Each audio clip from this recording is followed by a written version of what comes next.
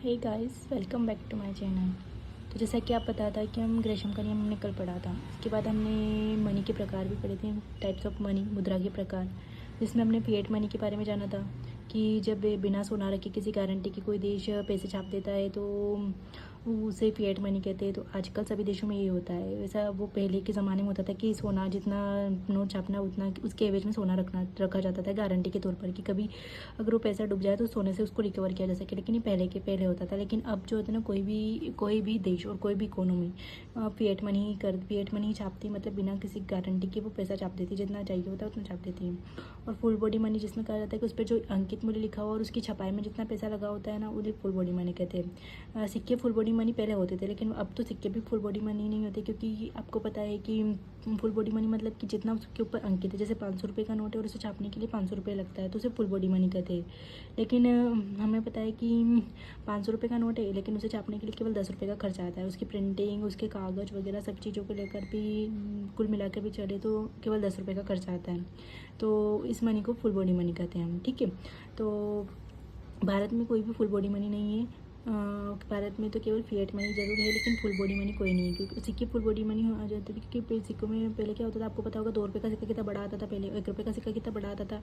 लेकिन धीरे धीरे गवर्नमेंट ने उनको छोटा कर दिया, उनकी साइज को छोटा कर दिया, क्योंकि लोग क्या कालाबाजारी करते थे। वो क्या करते थे कि सिक्के को पिघलाकर जो उससे स्टील वगैरह होता था ना, उसको मार्केट में बेच देते थे। जिससे कालाबाजारी हो जाती, मतलब सिक्के गायब हो जाते थे मार्केट से, निकल जाते थे, तो उससे सिक्के की कमी हो जाती थी मार्केट में। ये सारी चीज़ें होती थी। तो सरकार ने क्या किया कि उनका साइज छोटा कर दिया, ताकि अगर उनको पिघलाने के बाद भी बेचा जाए तो वो उतना पैसा न दे जितना कि सिक्के का मूल्य है। 1 रुपये का सिक्का है ना, वो उनको 0.8 पैसे कुछ देता है, तो वो उन सिक्के को फिर पिघलाते नहीं। मतलब अब वो सारी चीज़ें खत्म हो गई है। उसके बाद मैंने हॉट मनी के बारे में बताया था। ऐसी मनी जिसमें पलायन की प्रवृत्ति होती है। पलायन की प्रवृत्ति मतलब कि जो स्थिर नहीं होती, एक जगह स्थिर नहीं रह सकती। जैसे कि शेयर मार्केट में आज हम आपको पता होगा, अगर आप शेयर मार्केट चलाते हो तो आपको आइडिया होगा कि आज अगर आपको लगेगा कि ये वाला ये जो है ना, ये IPO जो है ना निकला है, तो इसमें डालते हैं तो इसमें ज़्यादा ग्रोथ होने की संभावना है। और आपको कल लगेगा कि इसमें ज़्यादा ग्रोथ होने की, इसके शेयर ज़्यादा बढ़ने की संभावना, इसके शेयर ज़्यादा बढ़ने की, तो इधर से उधर आप पैसों को पलायन करते हैं। जैसे विदेशी लोग हमारे इंडिया में अगर मार्केट नीचे जाता है तो वो आके पैसे डाल देते हैं। वो जैसे ही पैसे डालते हैं तो मार्केट एकदम ऊँचा उठने लगता है, जैसे ऊपर उठने लगता है तो अपने पैसे निकाल देते हैं और किसी दूसरे देश की कंट्री में डालते हैं। इस प्रकार हमारा मार्केट जो होता है ना, वो भी मतलब नीचे चला जाता है। अगर वो पैसे निकालते जाएंगे तो हमारे देश के जो लोगों ने लगाए वो पैसे, तो उनके पैसे भी डूबते चले जाएंगे। तो उससे क्या कि हमारी अर्थव्यवस्था बहुत ज़्यादा इफेक्ट होती है। हॉट मनी से कहते हैं, हॉट मनी होनी नहीं चाहिए किसी भी देश में, इससे अर्थव्यवस्था का काफ़ी ज़्यादा इफेक्ट होता है अर्थव्यवस्था के ऊपर, ठीक है। खतरनाक होती है हॉट मनी इकोनॉमी के लिए। अब होता है हेलीकॉप्टर मनी या हेलीकॉप्टर टॉप। अधिक व्यय और कर कटौती जैसे किसी उपाय के माध्यम से सरकार अर्थव्यवस्था में धन की आपूर्ति बढ़ाता है। अर्थात मंदी के समय सरकार ऋण कम करके लोगों को निवेश के लिए प्रोत्साहित करती है, या सरकार स्वयं मार्केट में निवेश के माध्यम से पूंजी का प्रवाह करती है, तो उस मनी को हेलीकॉप्टर मनी कहते हैं। उदाहरण कोरोना के समय में सरकार का निवेश। यहाँ से हमें पढ़ना था इसकी, तो मैंने आपको एक रीडिंग में बता दिया है, कल हमने भी इसके बाद यहाँ तक पढ़ लिया था। उसके बाद हेलीकॉप्टर मनी में क्या होता है, देखो ये पूरा तो लिख रखा है, लेकिन मैं आपको एक्सप्लेन करती हूँ। जैसे कि हम मार्केट में कहीं पैसा ही नहीं है, मतलब कि कोई कंपनी नहीं आ रही है, लोगों को रोज़गार ही नहीं मिल रहा है, तो इकोनॉमिक मंदी की अवस्था में आ गई कि मतलब लोगों के पास पैसा ही नहीं है, तो लोग कोई कार्य कर ही नहीं रहे, कुछ खरीद ही नहीं रहे, तो मार्केट में मंदी है। लेकिन सरकार क्या कहेगी कि ऊपर से, मतलब हेलीकॉप्टर की तरह वो सरकार ऊपर से जब निवेश करती है, सरकार कुछ प्रोजेक्ट लेके आ जाती है, कहीं पे कुछ योजनाएं लेकर आ जाती है, जिससे लोगों के अकाउंट में पैसे आते हैं, जिससे कि वो खरीद बिक्री कर सके, तो मार्केट में फिर से तेजी आ सके। जैसे कि कोरोना के समय में पूरा मार्केट ठप पड़ गया था, लोगों के पास पैसे नहीं थे, लोग खरीदारी करना बंद कर देते। उस समय हमारी इकोनॉमी कितनी ज़्यादा इफेक्ट हुई थी आपको पता है, काफ़ी ज़्यादा नीचे गिर गई थी। उसके बाद कोरोना के बाद सरकार ने काफ़ी सारे प्रोजेक्ट लॉन्च किए और काफ़ी सारी योजनाएं बनाई ताकि लोगों के पास पैसा जाए। उस कोरोना के समय में भी सरकार ने जनधन, मतलब 1500 500 रुपये मोदी जी ने लोगों के जनधन अकाउंट में डाले थे, क्रेडिट करवाए थे। तो इस तरह से सरकार जो होती है ना, सरकार जब मनी का निवेश करती है, सरकार जब निवेश और करके और मार्केट में पैसा लाती है, तो उसे हेलीकॉप्टर मनी कहते हैं। समझ गए होंगे आए हो आप, ठीक है। अब आते हैं हार्ड मनी, कठोर मुद्रा। ऐसी मुद्रा जिसकी आपूर्ति कम हो और मांग अधिक हो, उसे हार्ड मुद्रा कहते हैं। सामान्यतः महंगी होती है, जैसे अमेरिका का डॉलर हो गया, कुवैतियन दिनार हो गया, रियाल हो गया। वर्तमान में पेट्रोलियम भंडार के देश की सभी मुद्राएं काफ़ी महंगी है। ऐसी मुद्राएं जिनकी मांग काफ़ी ज़्यादा होती है, जैसे हॉट मनी, मतलब हार्ड मनी जैसे कैसे कहते हैं, कठोर मुद्रा जिनकी मांग काफ़ी ज़्यादा है। मांग मार्केट मार्केट में काफ़ी ज़्यादा। इसका मतलब क्या हो गया कि देखो अब यहाँ मान लो कि पेट्रोलियम भंडार है, जैसे कि दक्षिण अफ्रीका के बहुत सारे देशों में, जैसे कुवैत में जब पेट्रोल के काफ़ी ज़्यादा भंडार है, तो अगर हम वहाँ पेट्रोल खरीदने जाएंगे तो ऐसा तो ही नहीं कि वो हमारे इंडियन रुपीज़ को जाके ले जाएंगे, तो वो तो बोलेगा तो कागज़ का नोट है, हम इससे ही नहीं, हम हमारी दिनार लेंगे। तो जैसे ही दिनार लेंगे तो हमें भी पेट्रोल खरीदना है, अमेरिका को भी पेट्रोल खरीदना है, पाकिस्तान को पेट्रोल खरीदना है, चाइना को पेट्रोल खरीदना है। अब सबके सब अगर उस दिनार को खरीदना, अगर एक एक्सचेंज वाला बैठा है एक जगह, अगर सबके सब उस दिनार अपना करेंसी लेकर उस दिनार को खरीदने लेके जाएंगे तो ऐसा होगा ना कि दिनार कम है लेकिन खरीदने वाले बहुत आ गए, तो वो जो बैठा है दलाल वो दिनार का प्राइस बढ़ा देगा कि नहीं, मैं पहले इतने में बिक रही थी लेकिन मैं तो इतने में दूंगा। तो ऐसे करके उस दिनार का प्राइस एकदम बढ़ जाएगा। दिनार जो होता है ना हमारे करेंसी के मुकाबले, डॉलर की करेंसी की, इन करेंसी के मुकाबले काफ़ी ज़्यादा महंगा हो जाएगा। तो इसलिए जो हार्ड मनी होता है ना वो काफ़ी ज़्यादा महंगी होती है और उसकी मांग ज़्यादा होती है, क्योंकि मांग ज़्यादा है और आपूर्ति कम है। उसके पास कम पड़ी है दिनार, लेकिन हम अमेरिका को भी चाहिए, हमें भी चाहिए, चाइना को भी चाहिए, पाकिस्तान को भी चाहिए, सबको पेट्रोल खरीदना है, सबको डीजल लेना है कुवैत से जाकर, तो उनको दिनार चाहिए, लेकिन आपूर्ति कम है तो वो उसका प्राइस बढ़ा देगा। वो प्राइस जैसे बम करेगा एकदम महंगी हो जाएगी दिनार, और उसका वो काफ़ी ज़्यादा महंगी हो जाएगी। ठीक है। और बस सॉफ्ट मनी बिल्कुल हार्ड मनी का अपोजिट होता है। आपूर्ति तो ज़्यादा होती है लेकिन मांग कम होती है, इसलिए ये काफ़ी सस्ती होती है। उदाहरण के लिए भारतीय रुपया, इंडोनेशियन रुपया, जैसे कि हमारे इंडिया का रुपीज़ है, तो इसकी आपूर्ति तो मतलब कि आपूर्ति बहुत ज़्यादा हो गई और मांग कम है। मतलब कोई खरीदना ही नहीं चाहता, कोई डील करेगा तो डॉलर में करेगा, किसी और चीज़ में करेगा, डॉलर को खरीदना चाहेगा। हमारे इंडियन करेंसी को कौन खरीदना चाहेगा, क्योंकि हमारे यहाँ ना पर्यटक का इतना अच्छा ये, मतलब पर्यटन के लिए लोग आएंगे तो हमारे यहाँ के इंडियन करेंसी खरीद कर आएंगे। और आजकल तो हमारे इंडिया में लोग डॉलर भी ले लेते हैं, तो उनको चेंज करवाने की भी ज़रूरत नहीं पड़ती। तो ये सारी चीज़ें होती है जिससे कि हमारी करेंसी काफ़ी ज़्यादा सस्ती होती है। ठीक है, ये होती है सॉफ्ट मनी। उसके बाद होता है फेस मूल्य और मेटल मूल्य।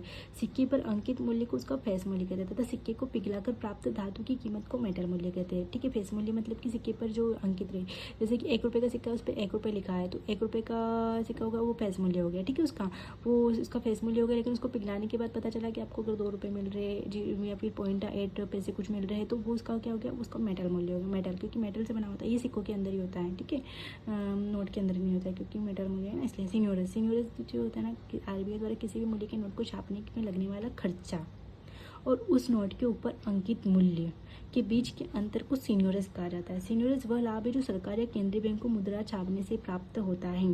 500 का नोट 10 रुपये से जो छापने की लागत है तो 490 का हमें सीनियोरेज हुआ है।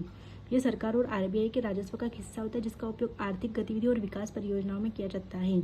उच्च मूल्य वाले नोट में सीनियोरेज ज़्यादा होता है, जैसे 2000 के नोट नहीं छापने में 10 रुपये का खर्च आएगा तो सीनियोरेज 2000 माइनस 10 1990 काफ़ी अधिक होगा। मैं आपको समझाती हूँ सीनियोरेज क्या होता है।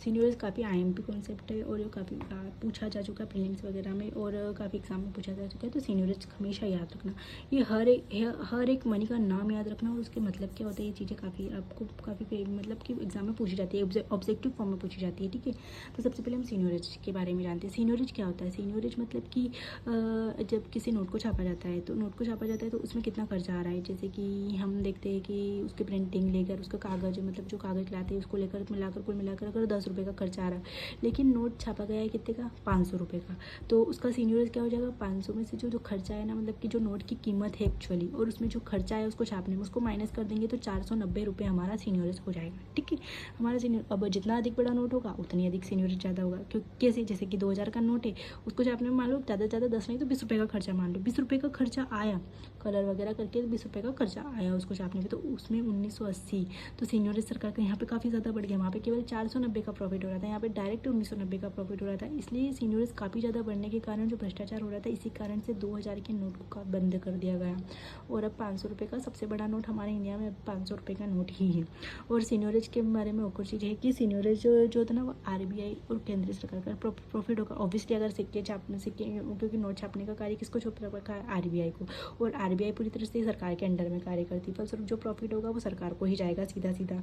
तो सरकार इस प्रॉफिट का उपयोग कहाँ करती है, तो सरकार आर्थिक गतिविधियों का संचालन में और जो विकास की परियोजनाएं, जैसे कि अभी चल रहा है बहुत ज़्यादा जो हमारी विकास की परियोजना भी, लाडली बहन योजना, लाडली लक्ष्मी योजना, ये सारी योजनाएं, इन सभी योजनाओं को चलाने के लिए और आर्थिक गतिविधियों को संचालित करने के लिए और निवेश करने के लिए, कोई प्रोजेक्ट वगैरह लाने के लिए, कुछ भी खोलने के लिए, ये सारी चीज़ों में सरकार इस पैसे का इस्तेमाल करती है। तो आप सीनियोरेज समझ गए होंगे, तो ये काफ़ी इंपॉर्टेंट है। तो एक बार हम फिर से इनकी रीडिंग लगा लेते हैं फटाफट से। ठीक है, हाँ, तो आपको जल्दी से समझ में आएगा। फिएट मनी मतलब कि गारंटी के रूप में सोने के बदले में अगर पैसा छापा जाता है उसे फिएट मनी कहते हैं। फुल बॉडी मनी की उसमें जो अंकित मूल्य और उसका जो मूल्य ओरिजिनल मूल्य उसको छापने में जितना मूल्य अगर दोनों बराबर है तो उसे फुल बॉडी मनी कहते हैं। हॉट मनी मतलब कि जिसमें प्रश्न मतलब कि पलायन की प्रवृत्ति होती है कि वो एक स्थान से दूसरे स्थान पर पलायन करती रहती है और हमारी अर्थव्यवस्था के लिए काफ़ी खतरनाक होती है। हेलीकॉप्टर मनी जब अर्थव्यवस्था में मंदी आ जाती है तो सरकार जब कुछ निवेश करती है, प्रोजेक्ट वगैरह लाती है तो उसे हेलीकॉप्टर मनी या हेलीकॉप्टर मतलब सरकार का निवेश होता है एक तरह से। हार्ड मनी कठोर मनी मतलब कि जिसकी मांग ज़्यादा होती है और आपूर्ति कम होती है उसे हार्ड मनी कहते हैं, जैसे कि कुवैतियन दिनार। और सॉफ्ट मनी जिसकी मांग तो कम है लेकिन आपूर्ति ज़्यादा होती है उसे सॉफ्ट मनी कहते हैं, जैसे कि भारत का रुपया और इंडोनेशियन रुपया। उसके बाद फेस मूल्य और मेटल मूल्य। फेस मूल्य का मतलब होता है कि उसके ऊपर जो अंकित मूल्य होता है ना, जैसे कि 500 का नोट है तो उसमें 500 रुपये लिखा हुआ तो 500 उसके अंकित मूल्य जो होता है उसका फेस मूल्य होगा। मेटल मूल्य मतलब उसको बनाने में कितना उसका कुल टोटल उसको धातु की कीमत कितनी है। जैसे 1 रुपये का सिक्का तो 1 रुपये अंकित है और अगर उसको पिघलाने के बाद जितना होता है उसको मेटल मूल्य हो जाता है। सीनियरेज मतलब कि जो गवर्नमेंट का लाभ होता है, मतलब जितने का नोट छापा है और उसको बनाने में जितने का खर्चा है उन दोनों के बीच का जो अंतर होता है उसे सीनियरेज कहा जाता है, जो कि सरकार का सीधी तरह से लाभ होता है जो सरकार इन पैसों को आर्थिक गतिविधियों और विकास परियोजनाओं में लगाती है। ठीक है, तो ये हमारा आज का ये पूरे मनी मुद्रा के प्रकार खत्म हो गए। अब मैं आपको कुछ नोट वगैरह लिखवा देती हूँ तो आप उसको लिख लेना। सबसे पहले तो आप इसका एक स्क्रीनशॉट ले लेना, मतलब कि होता है कि आप अपने नोट्स कंप्लीट कर पाओ। ठीक है, मैं आपको कुछ दिखा देती हूँ, कुछ नोट लिखवा रही हूँ जो आप अपने नोट्स में लिख देना, ताकि या फिर आपको याद रहे और आपको याद रहे तो आपको लिखने की कोई ज़रूरत नहीं। ठीक है, तो नोट में भारत में नोट छापने का अधिकार केंद्रीय बैंक अर्थात भारतीय रिजर्व बैंक आरबीआई के पास है, तो सभी जानते हैं। ठीक है, आरबीआई छापती है। आरबीआई 1 रुपये के नोट को छोड़कर सभी मूल्य वर्गों के नोट को छापता है, क्योंकि बाकी सिक्के और 1 रुपये का नोट गवर्नमेंट छापती है, क्योंकि 1 रुपये के नोट में ज़्यादा प्रॉफिट होता नहीं है, कुछ मिलता नहीं आरबीआई को, तो आरबीआई से वो छापती नहीं है। ठीक है, 1 रुपये के नोट को छापना और सभी प्रकार के सिक्के छापने का वित्त मंत्रालय के पास है। तो आपको पता होगा अगर आप 1 रुपये का नोट देखोगे या फिर 1 रुपये के नोट पे देखना, उस पर हमेशा ही वित्त मंत्री के सिग्नेचर होगी, जो हमारी निर्मला सीतारमण है ना। अगर आपको अभी 1 रुपये का नोट मिलता है तो उस पर देखना, उस पर वित्त मंत्री के सिग्नेचर होंगे और बाकी सभी नोटों के ऊपर आरबीआई के गवर्नर के सिग्नेचर होंगे। ठीक है, और वित्त मंत्री नहीं, सॉरी, वित्त सचिव के सिग्नेचर होंगे। सॉरी मुझसे गलती होगी, वित्त सचिव के सिग्नेचर होंगे। ठीक है, तो निर्मला सीतारमण तो वित्त मंत्री है हमारी, सॉरी। पूरे देश में मुद्रा की पूर्ति, नोट और सिक्के दोनों करने का अधिकार केवल भारतीय रिजर्व बैंक के पास है, वितरण का अधिकार आरबीआई के पास है। जैसे कि सरकार वो प्रचलन में लाने का, वो जितने भी नोट छापे जाते चाहे वो सिक्के ही क्यों ना हो और वह 1 रुपये का नोट ही क्यों ना हो, आरबीआई उनका वितरण करती है, उनका संचालन करती है, उनका देखरेख करती है कि कितने से होकर गुजरा है, कहाँ पे आया है, कैसे क्या करता है, उनका पूरी तरह से उनका संचालन करने का काम जो होता है ना वो आरबीआई के पास होता है। ठीक है, तो ये नोट कर लेना, IMP है थोड़ा सा तो देख लेना एक बार। ये ऑब्जेक्टिव क्वेश्चन काफ़ी मतलब कि जो नॉर्मल कॉम्पिटिटिव एग्जाम होती है उनमें तो हमेशा ही पूछते रहते हैं इनमें से, जैसे कि एसएससी वगैरह में, बैंकिंग में, इनमें पूछते रहते हैं, तो आप इनको नोट कर लेना एक साइड में। ठीक है, और अगर ऐसे नहीं नोट करें तो एक स्लिप में निकाल के फटाफट से चिपका देना, इस टाइप से अगर आप एक स्लिप में लिख के आराम से चिपका सकते हो। ठीक है, साइड में। ओके, तो ये है, एक बार इसका भी स्क्रीनशॉट ले लेना। ठीक है, अब ये हमारी क्लास ख़त्म हो गई है। Thank you for watching. इसी तरह से आप क्लासेस करते रहिए, नोट्स बनाते रहिए और पढ़ते रहिए। Thank you.